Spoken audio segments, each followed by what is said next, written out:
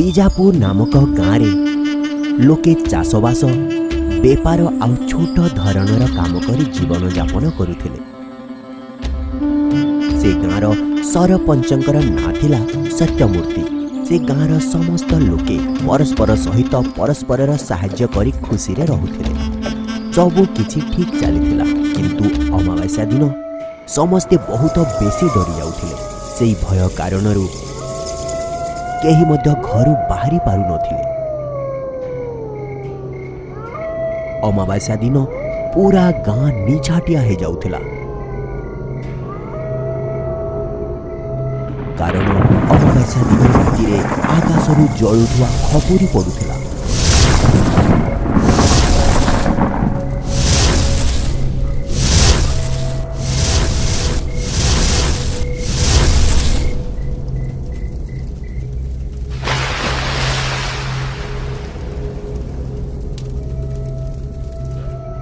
से खपुरी जहाँ उपरे पड़ुथिला से सेठी जली भस्म ही मरी जाउथिला।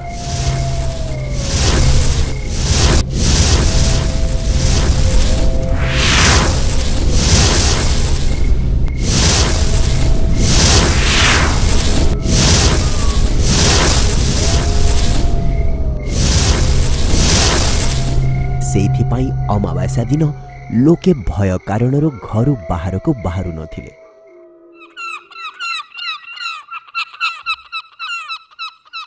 विचित्र कथा तो एटा थिला जे सूर्योदय हेतु खपुरी गुड़िक निजे निजे ही उहे जाउथिला। से दिन अमावास्या थिला। राजू संध्या बेले निज जेजे को देखा करिवा पाई शहररू बीजापुर को आसुथिला। से चाली चाली रास्ता रे आसुथिला, किंतु ताकू केही मध्य देखा जाउ नथिले। समस्ते कबाट बंद करी घर भितरे ही थिले। राजू छोट बेले थरे बीजापुर आसीथिला। तार अनेक दिन परे एबे आसीछि।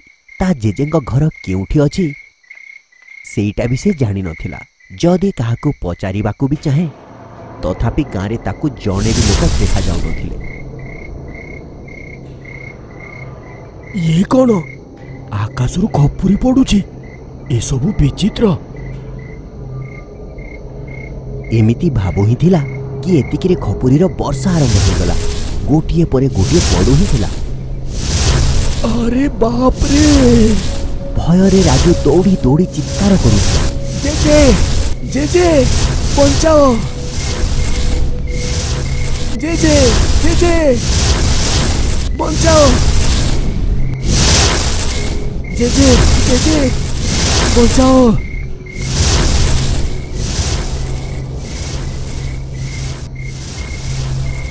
राजू शीघ्र यारे आ, सावधान है।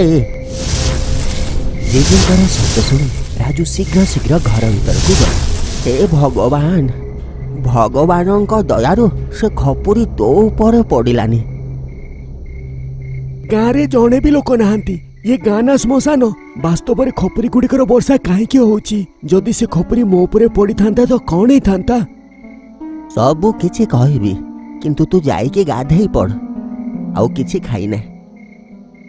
एते वर्ष परे नाती को देखिथिबारु जेजे मनरे उत्साह थिला। तो अन्य पटरे अमावास्या रे आसीथिबा कारणरू राग भी थिला।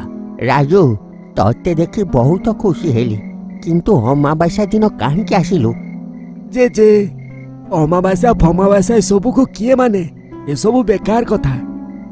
बेकार कथा नुह। तू बंची गलु। जदि से खपुरी तो मुंड ऊपर पड़ी थांता तू आउ एठी न थांतु। किंतु ए खपुरी गुड़िकर वर्षा कहीं होउची? जेजे ताकू सबु कथा कहिले। केवल अमावास्या दिन खपुरीर वर्षा किछि विचित्र लागुची। लोकंक मुंड ऊपर से खपुरी पड़िले से सेठारे भस्म होई जिवो। जेजे ए खपुरीर वर्षा हेबार कारण कौन? तार कारण कौन केही भी जानी नाहंती। गत 11 वर्षरू एमिति होउची। ए पर्यंत केते लोकंक मुंडरे खपुरी पड़ी भस्म होई मरिगले। से खपुरी गुड़िक घरे पड़िले, बिल उपरे पड़िले, गछ उपरे पड़िले, एमिति कि सुखिला घास उपरे पड़िले भी किछि भी हेई न थाए। किंतु मनीषंक उपरे पड़िले सेमाने भस्म हो जाती। एमिति जगारे काहींकी रहउछ जेजे? चलो आमे सहर को पळेइबा। मु जेउठी छोटरू बड़ हेछि से गाँ आउ निज बिल को छाड़ी कौठिके जीविनी। एइटा ही मो गाँ आउ मृत्यु पर्यंत एइठी रहिबी। दिने ना दिने समस्यार समाधान खोजिबाकू केही ना केही निश्चय आसीबो। एई गाँ रे समस्ते सेई दिन को अपेक्षा करिसंती। एमिति भावे दुहे कथाबार्ता करी सोई पड़िले। ता परदिन राजू सहर को जीवा पई बाहरुथिला। मो जेजेंकु आउ गाँ लोकंकु ए खपुरीर वर्षारु बंचिबार ही अछि। जेजेंक ठारू विदाय नहीं सहर आड़को बाहरी पड़िला। राजू निजर जेजेंकु आउ बाजीपुरर लोकंकु खपुरीर वर्षारु बंचिबार निर्णय नहीं सारिथिला। एमिति भाबी किछि दिन परे अमावास्यार 2 दिन पूर्वरु ही खबीरा नामक जड़े जनाशुना तांत्रिक को निज सहित नेकी आसिला। राजू ये किए? जेजे ये बहुत बड़ तांत्रिक। ए गाँ को मु ए खपुरीर वर्षारु बंचेबा पई मु यांकु नेकी आसीछि। जेजे तांत्रिक को सबु कथा जणैले। ता परदिन गाँर सबु लोके गोटे जगार एकाठी हेले। आकाशरु पड़िथवा खपुरी कहा पाखरे अछि? बाबा से खपुरी सकाळ हेउ हेउ निजे निजे ही अदृश्य हो जाए। जदि से खपुरीर वर्षा विषय जानिबार अछि तो आमको गोटे खपुरी दरकार पड़िबो। जदि से खपुरी को धरिबार अछि ताहेले मु जेमिति कहूछि सेमिति कर। तांत्रिक गाँर मझी मझिया गोटे बड़ गातटे खोलैले। सेथिरे पानी भर्ती कराला। काली अमावास्या अछि, समस्ते घर भितर सावधान हे रहिबो। एई गातर पानी रे मु अभिमंत्रित हळदी मिसेइबी। मते से खपुरी दरकार जहा साहाय्य रे मु सेमानकर सर्वनाश करिबी। राति होई जाइथिला। समस्त लोके भयरे घर भितर ही थिले।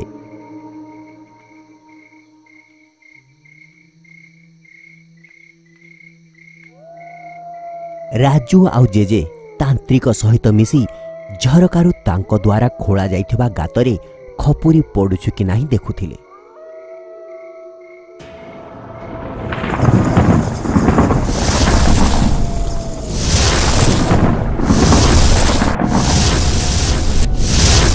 गोटे खपुरी आसी से पानी रे पड़ गला, जहा द्वारा तार जलुथुवा निआं निभिगला। मते से खपुरी दरकार, किंतु बाहर को केमिति जीव? जदि काहा मुंड उपरे खपुरी पड़िला तो से मरी जीव। आउ सकाळ पर्यंत अपेक्षा करिकि नेले ताहेले खपुरी सकाळ हेला मात्र अदृश्य भी हे जीव।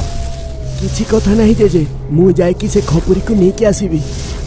एमिति कही गोटे बड़ लुहारे तैयारी छटा को धरी राजू सेठी गला और से खपुरी को घर को नेकी आसिला।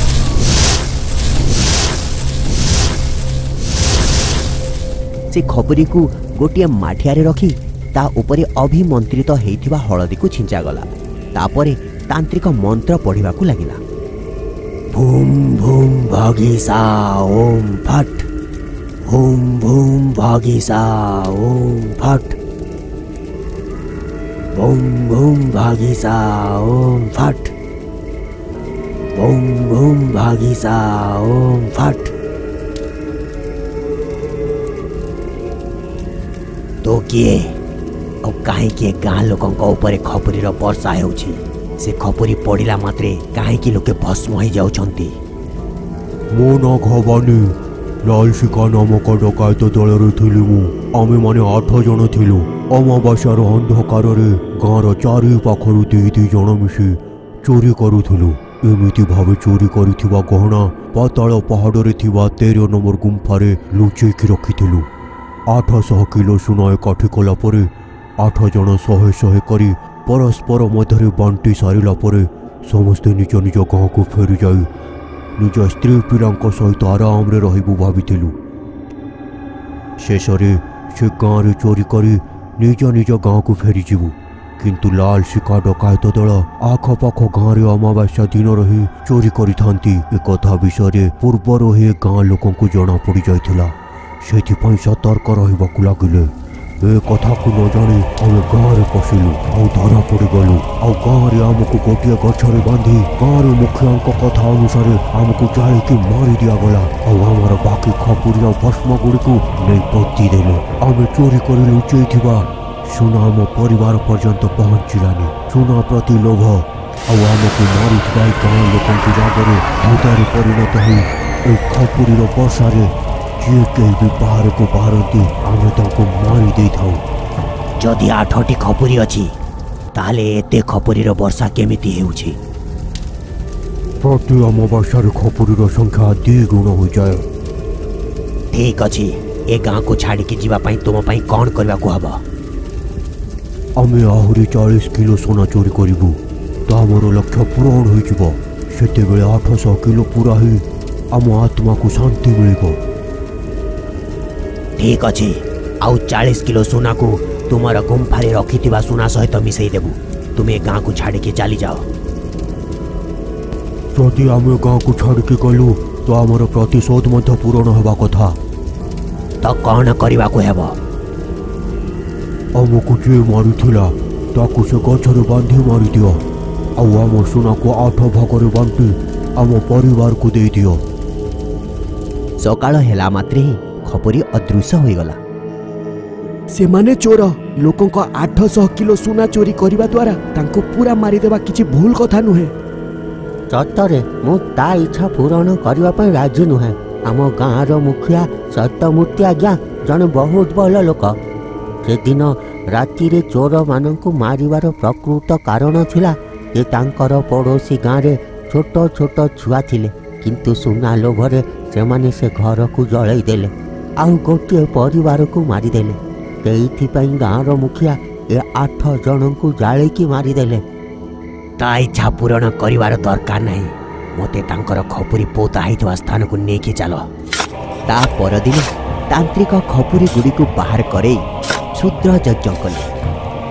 से यज्ञ में खपुरी गुड़ी को पकईले। क्षुद्र शक्ति कारणरू से खपुरी गुड़िक भस्म हो गला। से गुम्फारे रखा होइतवा सुना को राजा को पाखरे देदेले।